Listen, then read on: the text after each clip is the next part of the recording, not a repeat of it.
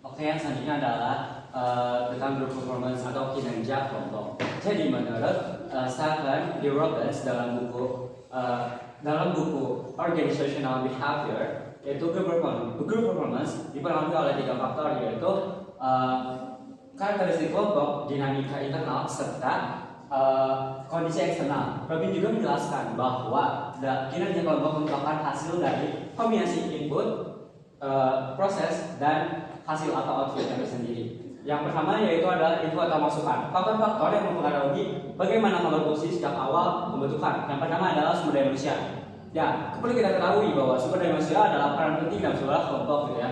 Jadi kelompok ini kan pasti memiliki beragam keterampilan serta pengetahuan dan kemampuan yang setiap anggotanya itu ikut berkontribusi, yang dimana itu akan mempengaruhi kinerja kelompok tersebut. Jika sumber daya manusia ditempatkan di kelompok di suatu peran yang salah, maka akan mempengaruhi kinerja kelompok tersebut.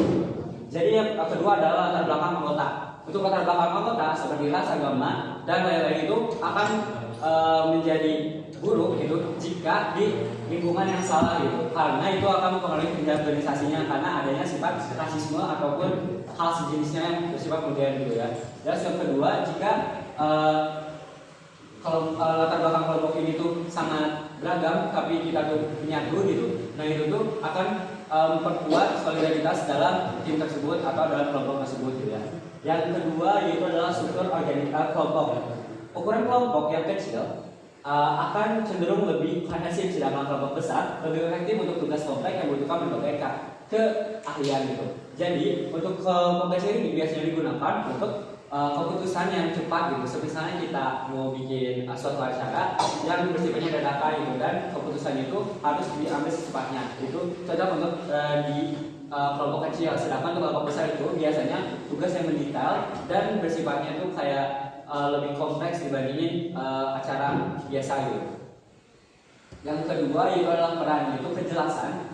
Peran mengurangi konflik dan meningkatkan aktivitas. Maksudnya, jadi peran tersebut jika kita sudah jelas kita ditempatkan di kelompok itu untuk menjadi apa dan untuk apa, itu tuh bisa mempersingkat atau mengurangi miskomunikasi dalam kelompok tersebut dan akan memberikan kinerja yang baik untuk kelompoknya gitu. Yang kedua adalah norma kelompok atau aturan tidak tertulis pada kelompok seperti halnya etika sama moral. Nah, untuk etika sama moral ini akan mengikuti seiring berjalannya kelompok gitu. Karena kalau misalnya ada orang yang tidak beretika, maka dalam setiap kelompok itu masih misalnya nih kayak ada yang lagi ngasih malah ngobrol dan lain-lain gitu. Nah, itu tuh adalah bentuk dari suatu etika yang tidak boleh dijadikan dan dapat mengganggu kekondusifan dalam kelompok tersebut gitu. Kinerja pun akan memburuk gitu. Lanjut. Yang kedua adalah proses kelompok. Nah, proses kelompok ini yaitu bagaimana kelompok bekerja sama untuk mencapai tujuan mereka. Yang pertama adalah kohesi kelompok, di mana tingkat kesatuan antara anggota yang mendukung kinerja kelompok. Kelompok yang sangat kohesif cenderung memiliki tingkat komitmen dan kerjasama yang tinggi. Maksudnya jadi ketika si kelompok sudah satu atau solid, maka kinerja pun akan bekerja baik gitu. Sebaliknya jika dalam suatu kelompok itu ada sesuatu hal yang malah jadi dipermasalahkan, bahkan hal kecil pun dipermasalahkan, maka hal itu tuh akan menjadi bumerang bagi kelompok tersendiri gitu, akan memperburuk keadaan dalam kelompok tersebut gitu.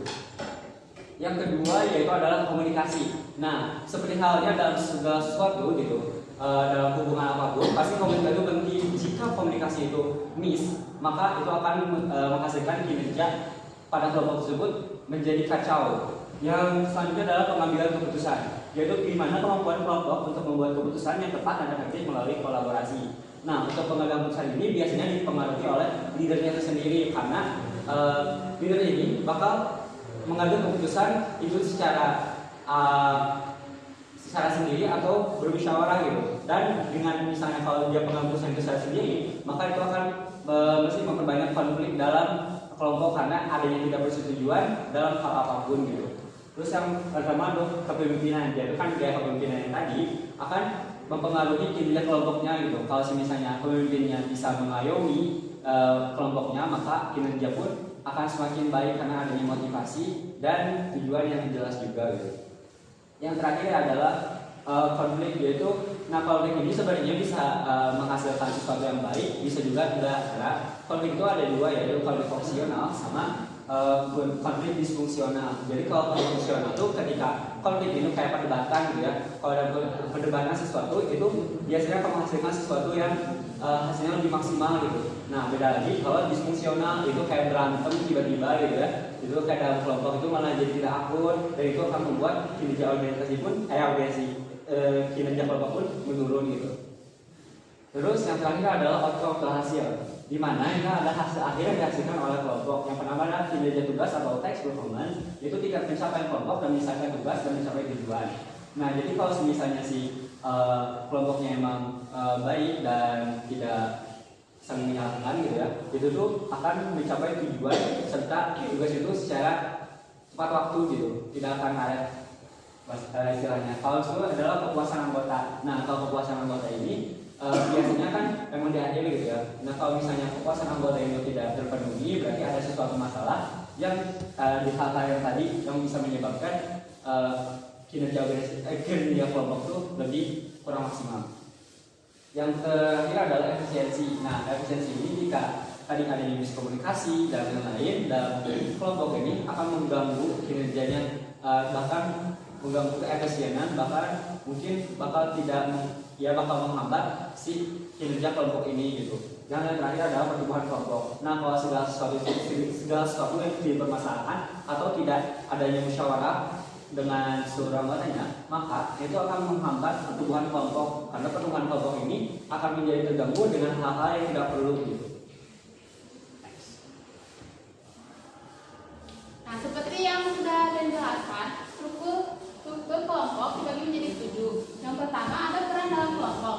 Peran adalah serangkai pola perilaku yang diharapkan yang dikaitkan dengan posisi seseorang dalam sebuah unit sosial. Nah peran sendiri dibagi menjadi 3, yaitu 1. Task oriented roles atau peran yang dijalankan oleh anggota kelompok untuk menjamin bahwa tugas-tugas kelompok dapat diselesaikan. Lalu yang kedua ada maintenance roles.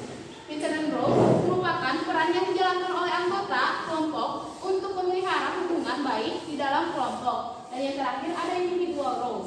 Individual roles merupakan peran yang dijalankan oleh anggota kelompok yang tidak produktif untuk menjaga kinerja kelompok yang berkaitan dengan tugas. Lalu kedua ada norma.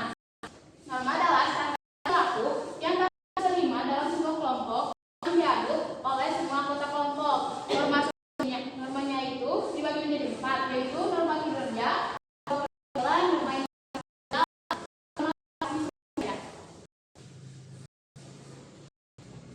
Nah yang ketiga konformitas. Nah konformitas jadi karena di individu diterima oleh kelompok tempat mereka ada tekanan untuk diri. Kelompok memberikan tekanan untuk menjaga tekanan agar sesuai tersebut penting. Lalu yang tersebut, nah penilaian prestise posisi atau pangkat dalam kelompok. Pemberian 1 diberi 2, yaitu dapat diberikan secara informal dan 1 dapat diberikan secara formal, jabatan itu maksudnya gitu.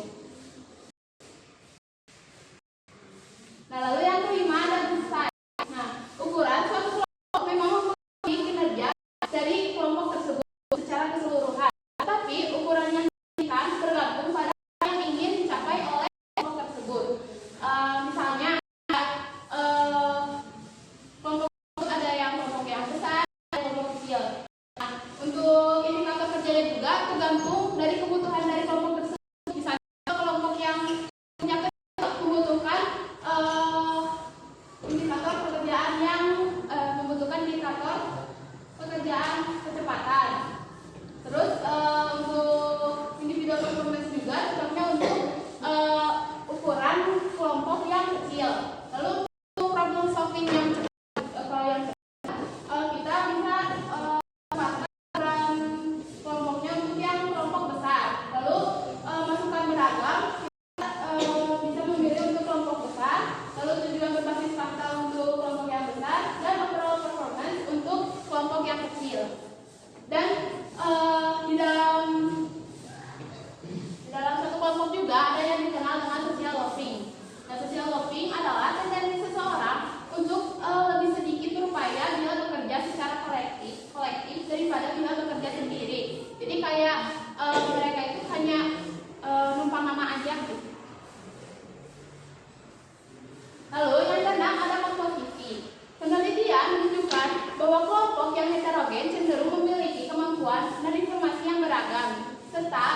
biasanya lebih efektif. Nah, keragaman ini juga bisa mendorong timbulnya konflik